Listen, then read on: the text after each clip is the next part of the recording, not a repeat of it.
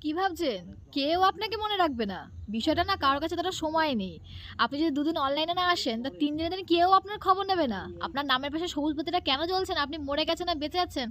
কারো কাছে এতটা সময় নেই। আমি এমনও মানুষ দেখেছি যারা কাঁদতে, কাঁদতে বলেছে যে, "ওই মানুষটার কাছে আমরা বাঁচবো না, আমি মরে যাবো। ও কি করে আমাকে ভুলে গেল?" তারপরেও দেখেছি ভাই রিল্যাক্সে বেঁচে থাকতে। শুধু বেঁচে থাকেনি, অন্য একটা মানুষকে জীবনে এনে সুখে স্বাচ্ছন্দ্যে সংসার ধর্ম করছে এখন তারা। আপনি এই যে ভাবছেন না যে মা মরে গেল, বাবা মরে গেল বা কেউ প্রিয়জন ছেড়ে চলে গেল, পুরো বরাবরের জন্য চলে গেল। আর্তনাদ করে বলছে, কেঁদে, কেঁদে বলছে, হাহাকার করছে যে আমার তো জীবন শেষ। আমি সেই মানুষগুলোকেও দেখেছি। দ্বিগুণ উৎসাহ নিয়ে আবার ফেরত আসতে। তাই কেউ আপনার কথা ভাবে না। এই যে আপনি এত ভাবছেন, এত করছেন, আপনি একটুখানি শুধু গায়েব হয়ে যান কদিনের জন্য, কেউ আপনার খোঁজ নেবে না।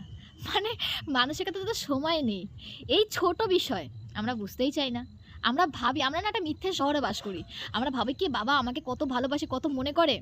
না, মনে দুটো কারণে করতে পারে। আপনার কাছে হয় এমন কিছু আছে যে যার লালসার কারণে সে মনে করছে। আর দ্বিতীয়ত টাকা। টাকা আপনাকে মূল্যবান বানিয়ে দিয়েছে। ওই দুটোকে সাইড করে দিন, মানুষ আপনার পাশ থেকে চলে যাবে। কেউ তার নিজের সময় ব্যয় করে আপনার জন্য সময় নষ্ট করছে।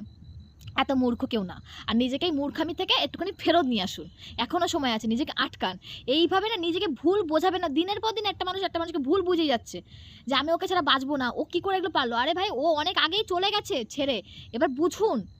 যার যাবার না সে অনেক আগের থেকে প্ল্যানিং বানিয়ে রাখে। সে ডিসিশন নিয়ে নেয় যে আমি চলে যাবো, আমি থাকবো না।